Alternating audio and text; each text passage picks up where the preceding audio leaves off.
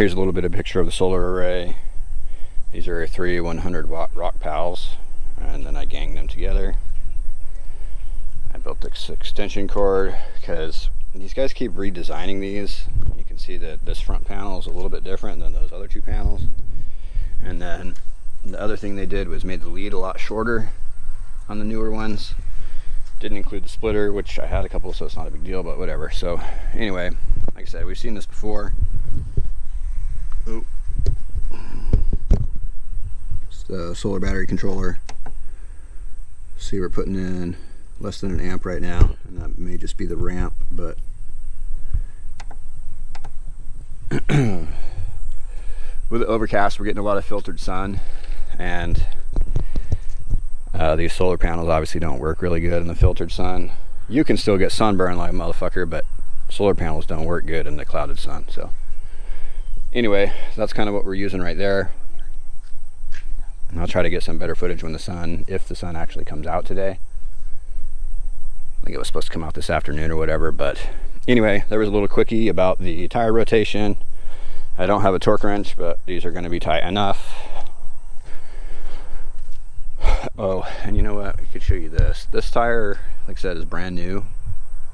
I just bought it before the trip, so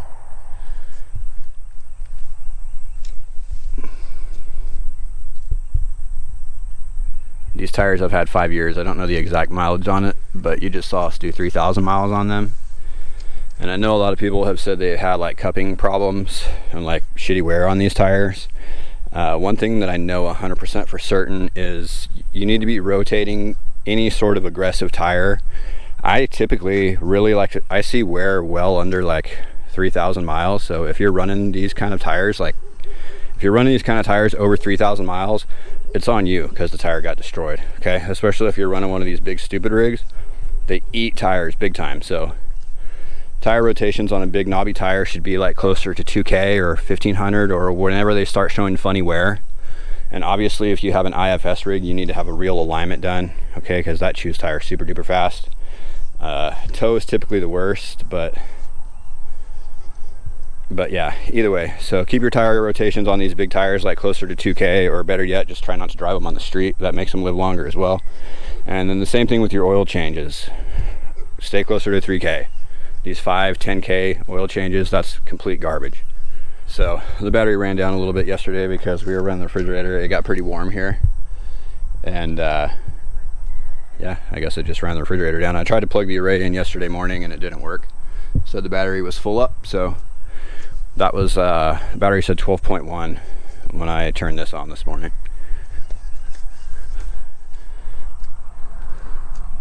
And the ARB has been good. It really doesn't run that much, it doesn't appear. And it's holding 25 pretty good, and it's been really hot and muggy here, so.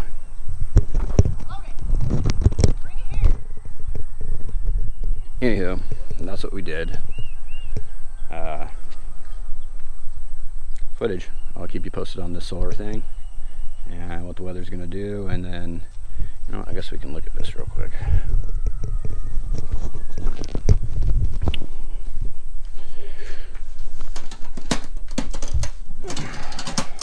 I got this a long time ago from this old dude. It was pretty rad. But I mean, basically what I've got going on in here is more or less anything I need to take this thing apart for the most part, I think. Yes, I have air. I didn't bring air tools because they just, well, I brought this air tool. You might have to cut something off at some point. And that's way quicker than a hacksaw. But anyway, I've got about I only brought like a couple 1/2-inch tools for the wheel lug nuts, the pinion, the axle nut. And then everything else on the Toyota comes apart in 4 wrenches. So baling wire, radiator stuff, radiator save tape or whatever, hose clamps. These are like files and little screwdrivers. So that is the toolbox.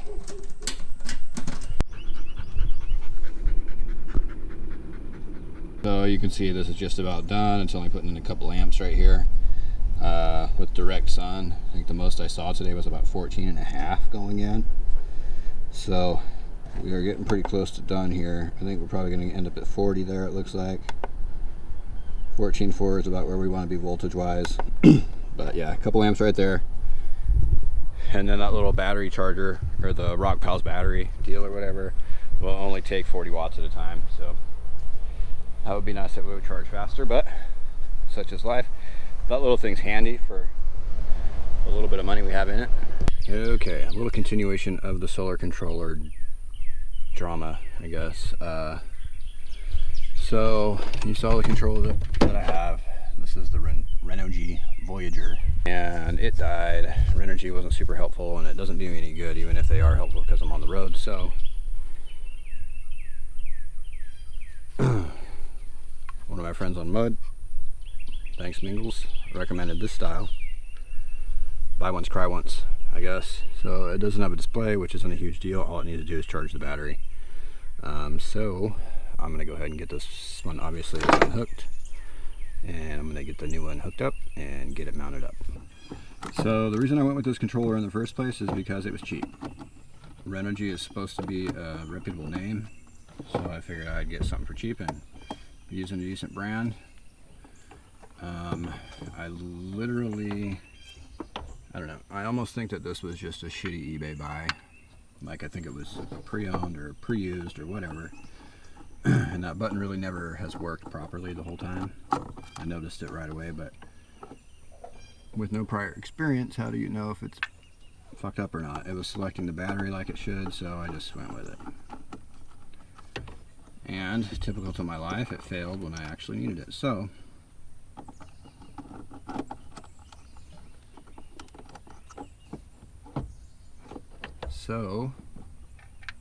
they got fired.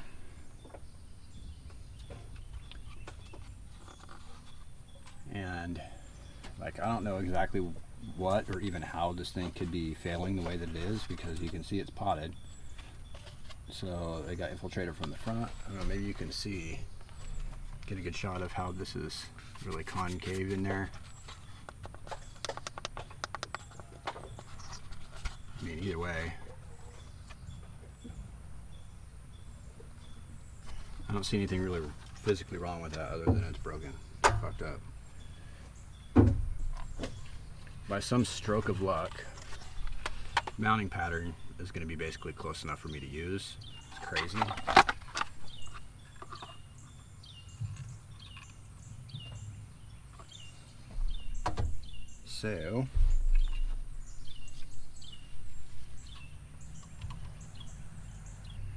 So this one basically hooks up the same way. Solar, battery. I don't have an extra load to put on it, so that's pretty straightforward. That's the battery one. We'll sort that out, make it easy to deal with.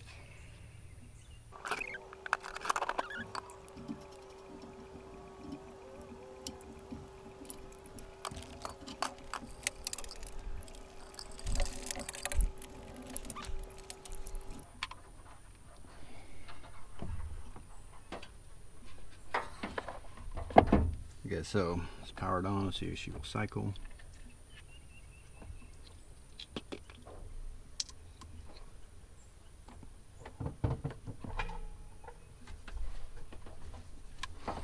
Alright, you can see it shows the battery's full. Status light's good. No error light. Plug in the panels.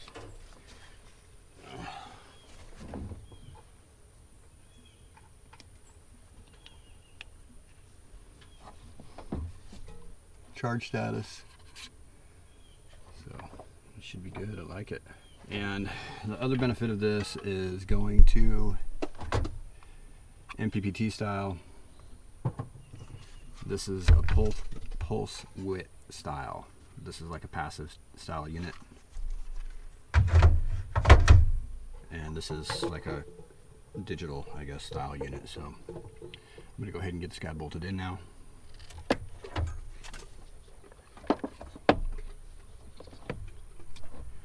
Fuses on the solar and on the battery side.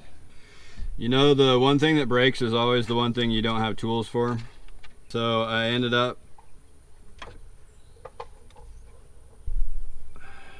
got saved by the FJ Cruiser tool again, and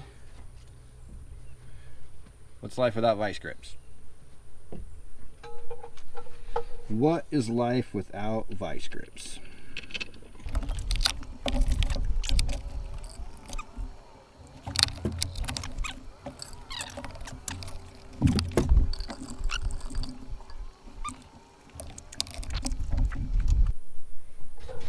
Yeah, I didn't bring any quarter drive because I was like, I won't need any quarter drive. What possibly would I use that for? I'm sure Nathan has one. It's all good. I got this handled. Being a master mechanic does have its benefits.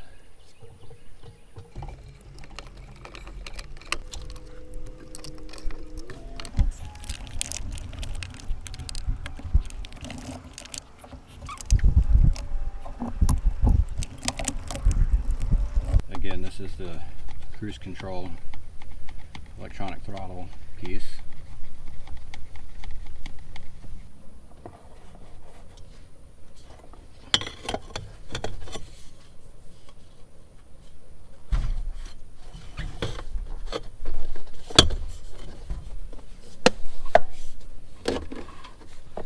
Fucking like a glove.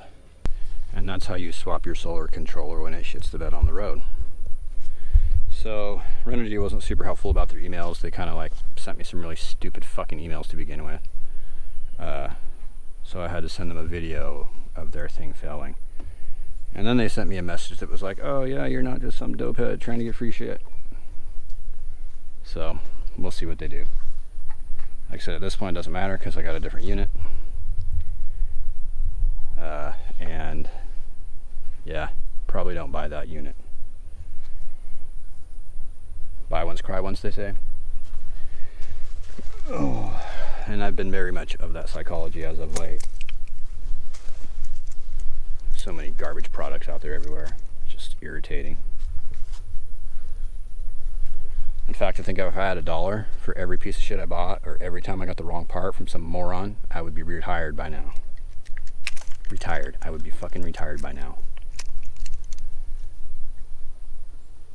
Oh, so yeah, there it is. Vice grips, and the vice grip's still underneath the thing here.